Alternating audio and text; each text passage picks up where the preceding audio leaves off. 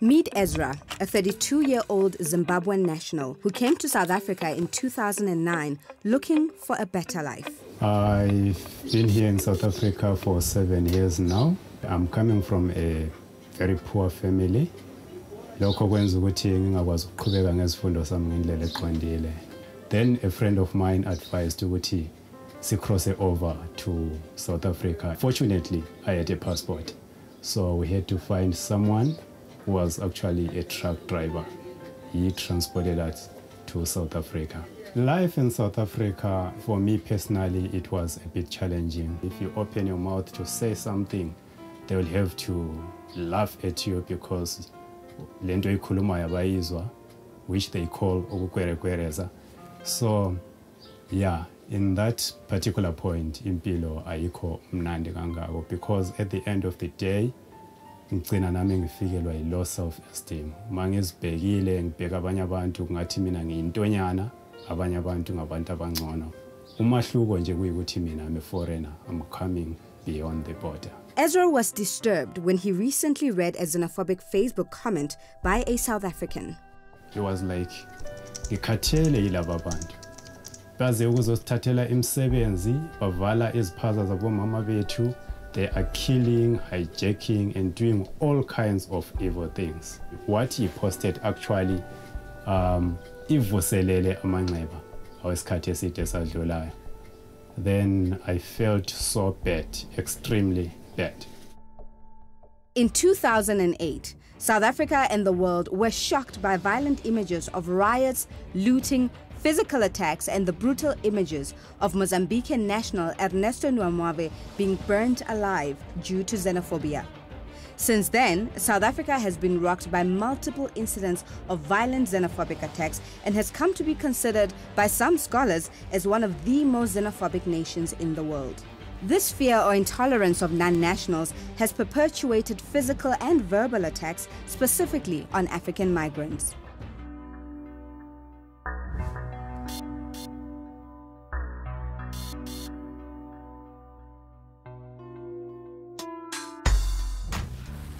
My name is Aaron Mtia and I'm 28 years of age and I'm from Tembisa, the east of Johannesburg. Into engihlupha kakhulu yile ndaba yama foreigner akhona agcwele la eKasi. I mean labantu laba ba everywhere. Basematrainini, basemateksini, basemarenkeni, basemakliniki, basemahospital. Bagcwele yonke le ndawo. Yabona if bekuya ngami, labantu laba bebangathola indlela abangahamba ngayo because mina I'm not ashamed ukuthi angathanda ama foreigners. Yabona mawungahamba la eThembisa around emakhoneni ama-out ablomile awana employment because of ama foreigners asuke la suka khona wathola employment. Labazali bethu labe banezitoro kudala baphumile ebusinessini bakhishwa bobani bakhipha yilama Pakistan nama Somalians ayenze itoro zabo la elokishini.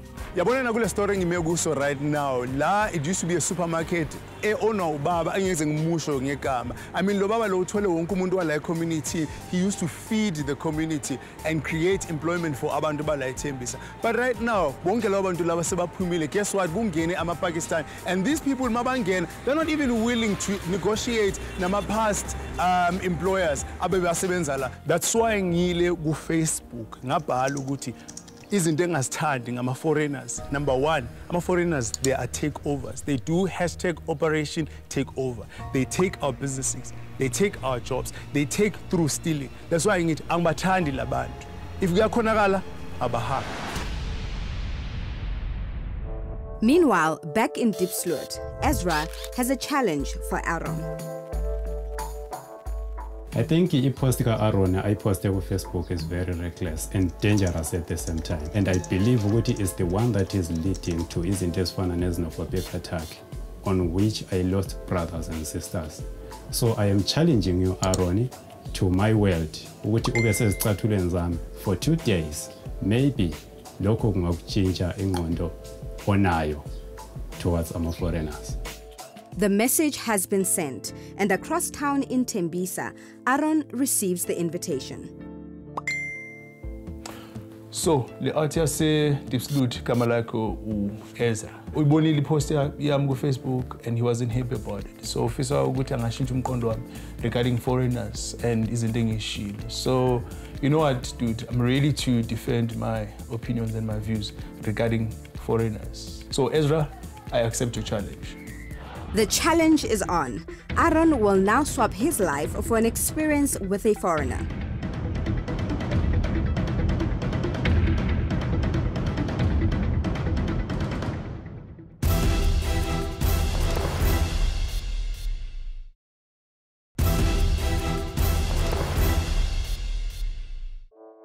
On his way to Diepsloot in the north of Johannesburg is 28-year-old anti-foreign national Aaron Mtia, who's about to spend 2 days in the house of a Zimbabwean national. So I'm on my way to Ezra's place in Diepsloot. I'm filled with mixed emotions because I'm not sure what to anticipate at his place.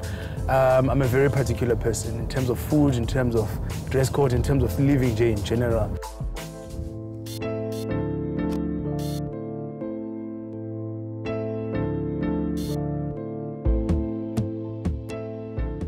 I don't know what to expect. All I know is that the guy is aggressive and he doesn't like us foreigners. So, ngiyathemba ukuthi lolu hambe soluthatha for 2 days mhlawumbe lungamtshintsha ingqondo. The time has finally arrived, and the two meet for the first time.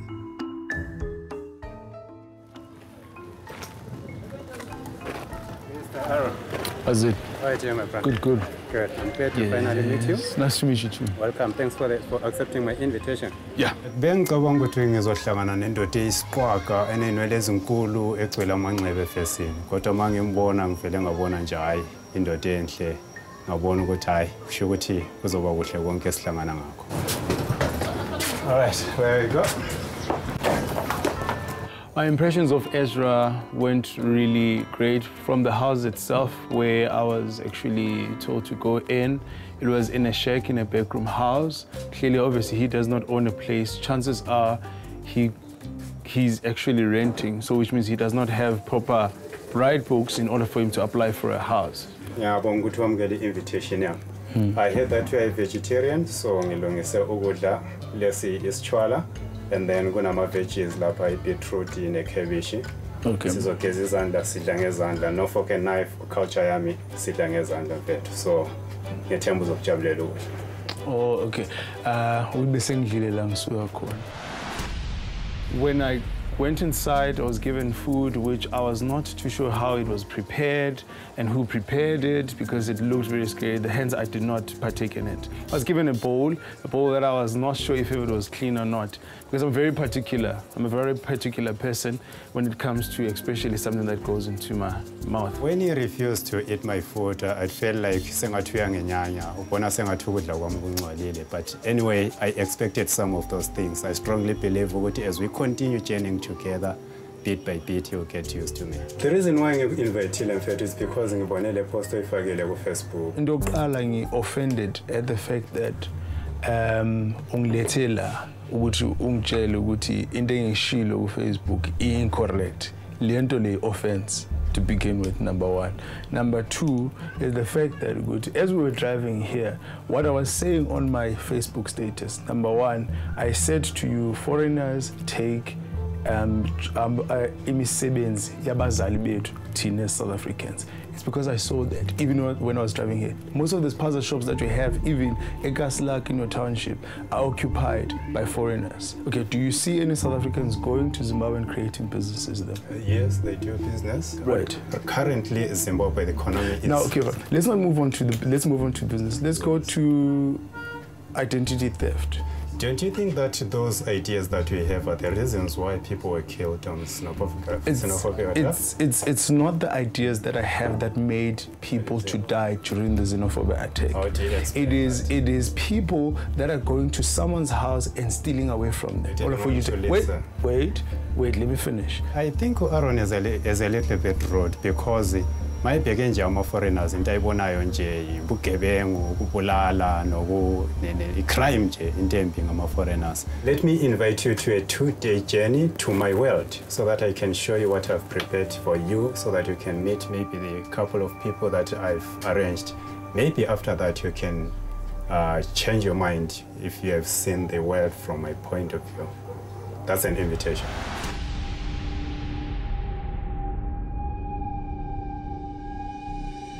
Right. I accept your invitation. Most probably this 2-day challenge will change my views about foreigners, but at the moment, as much as we've had this debate, I'm still standing where I stand with my post. I don't think I was definitely rude to Ezra simply because I've raised my views, and these are the things that bothered me, especially from my childhood up to now. I mean, they've taken over a whole lot of things in the Ekas Langbuya Kon, and I don't think I was definitely rude. I said what I wanted to say, and I still stand by it, and I'm not ashamed about it. It's the following day in Diepsloot, and Ezra is preparing to take Aaron to a safe haven for many foreign nationals who seek asylum in South Africa.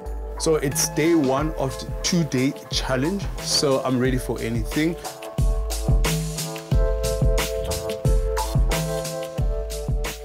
Ezra is taking Aaron to the Methodist Church Refugee Shelter in White City, Jabavu in Soweto, where they are met by Tsitsi and Goodman Mtembu, a foreign couple who run a skills development program at the shelter. Mom Tembo, Mama. Good. Please meet Aaron. Nice to meet you. This is Mama Tembo. Mama Tembo, this is Aaron. Aaron has a problem with us, some foreigners. He thinks that we came to take their jobs, killing, hijacking, and all this stuff.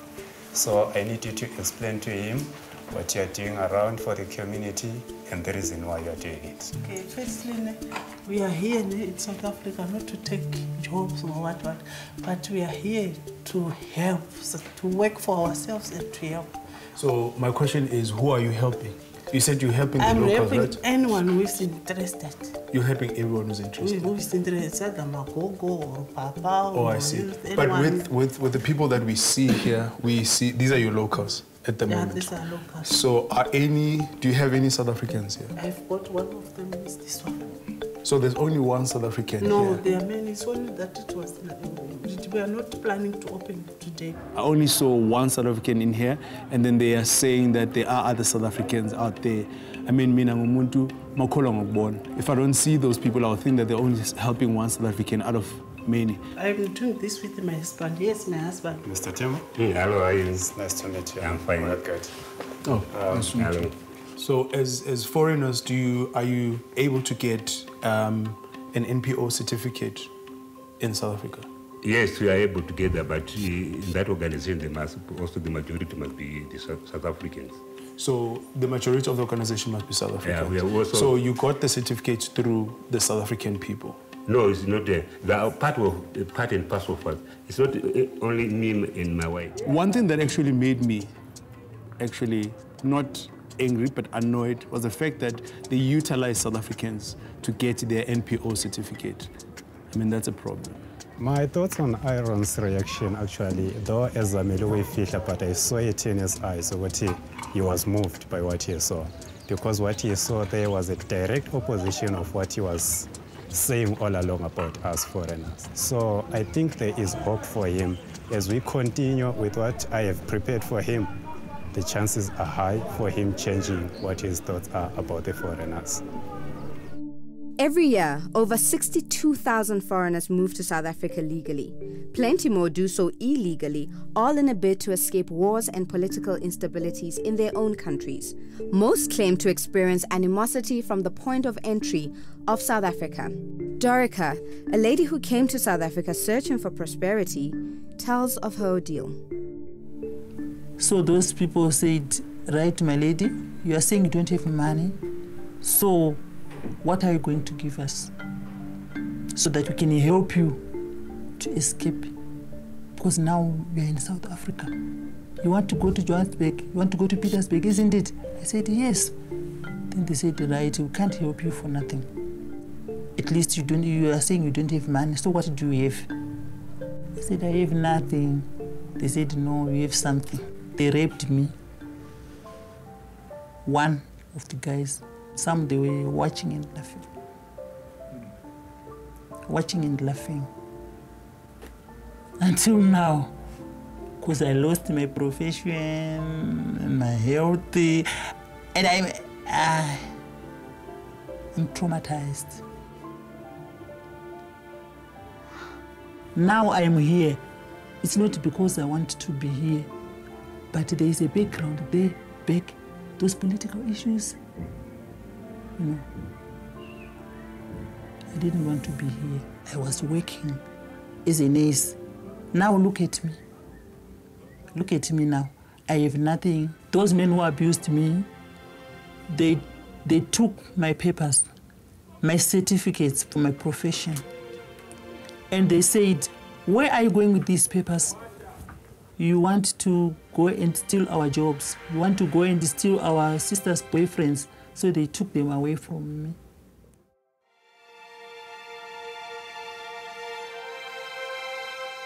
So far, how has been your day? My day was actually good. Dorika, her story was very sensitive and it was heartwarming. And then the organization, I wasn't really sure about it. So I was not really convinced about the organization. Most probably they need to do more in the information. So yeah, that's it. Well, I'm glad this whole plan is working, my man. Ezra's next move is to get Aaron to appreciate how well other countries have treated South Africans in the past. They meet Thelma Melk, a South African who lived in exile in Zambia. And recently there's a post that I saw on Facebook from him saying that we came here to steal, to kill, hijack, shutting down their shops and stuff. So I thought, since you were born and raised in exile, maybe you might have something to share with him, especially about us Africans needing each other. First, Aaron, how can you write something like that? Well, it's something that I had in mind and that actually disturbed me based on the experiences that I've encountered as a South African. Where I'm from, Maukeng in Tembisa, right? We've got a shop, a big supermarket. Back in the day, it was used to feed a lot of community members. However, now the owner is out, but then the foreigners have moved in. Why kick out a person that feeds the nation and then put someone that is just going to sell the stuff at a cheaper rate?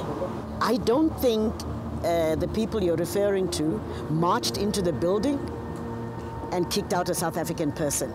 If you think hard or research hard enough, you'll find members of your family that benefited from a pre-94 situation where other people were assisting black South Africans. Okay. Now, this could be in another African country, it could be in Eastern Europe, it could be in Asia, it could be anywhere, right? I think just for that fact alone, you should be able to soften your stance.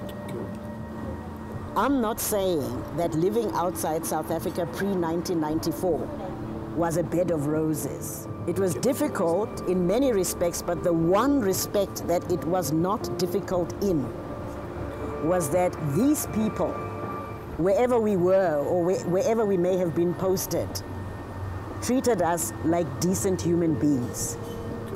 They never, or at least in my personal experience, they never made us feel that their disadvantage in their own country was a direct result of us being there. In 5 years, if you were to leave and go somewhere, I think at a very, very minimum, you'd expect those people to treat you humanely. And I don't know, Ezra, but I think that's all they're asking us to do for them. That's all they're asking us to do for them.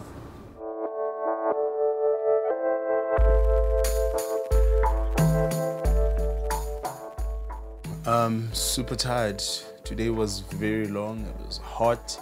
I met a lot of people. The story Kasisu Dorika was the most touching one, which I believe any human being with a heart can be so touched. I strongly believe ukuthi lento izokwenza omkhulu umahluko kumfowethu Aaron and the rest of the people akade becabanga umcabango different ngama-foreigners.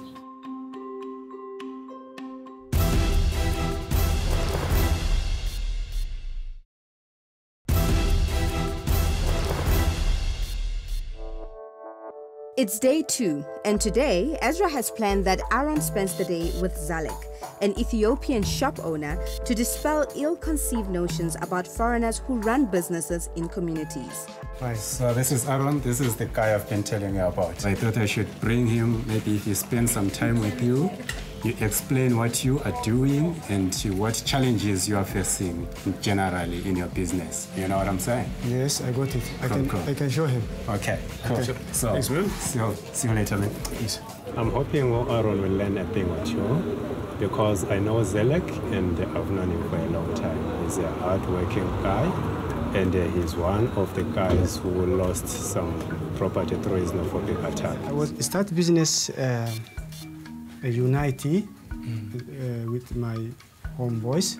I started Unity. Okay. And then, okay, thank you, sir. So you started with your homeboys? Yes. So your homeboys from Ethiopia, you started your business in South Africa? Yeah. Okay. So we just a small amount of money we are united. All right. And then we start to such a business we start. Right. Working with Zalek is interesting. I even developed a say in my brain that says, together we stand, divided we fall. Why don't you help South Africans also start their own businesses and have their own spaza shops? I don't know. I mean, they don't like this. Maybe they don't like this business. Yeah. I don't know why they are not running like this business. Okay. Yeah. After a full day of Aaron working as a shop assistant to a foreign business owner, his 2 days with Ezra have come to an end. But before he leaves, what has he taken away from the last 48 hours? I just want you to reflect on how you feel about what you said earlier on. I've met up with a woman from that organization that we did yesterday, right? Which I saw that she's doing a good job by teaching kids and so forth and so on, those kids. However, I saw one kid out of many South Africans. She's helping one South African kid out of many kids. So it shows that she's doing it out of the willingness of her heart. So that's like she's donating, you know, you get what I mean? Yeah. However, they use South Africans in order to get their NPO certificate. For me, it still worries me as to how many people do they use in order to get to the next level. You get what I mean? Those are the things that I'm still concerned about. However, you guys, foreigners are hard workers. Yeah. Thank you so much, man. I see Uguti, to me, this is a mission accomplished. Yes. I think I'm getting everything I expected. I'm looking forward to you going back to Facebook and posting more about us foreigners. And deleting the other posts. Deleting the Is that what you're saying? So thank you so much, man. Yeah. Thank you so much. Cool. Foreigners are not so bad after all. When I first met Aaron, he was an enemy. But now I have found a friend. The last 2 days have taught me that we South Africans need to work hard, be diligent, creative, and strive for success in order to enrich each other. If we can reach out to someone as hostile as Aaron, even in the slightest way, then there is hope for South Africans. And maybe we can actually combat xenophobia. And I think this is the ingredient that can combat unemployment. Together we stand, divided we fall. #Xenophobia must fall.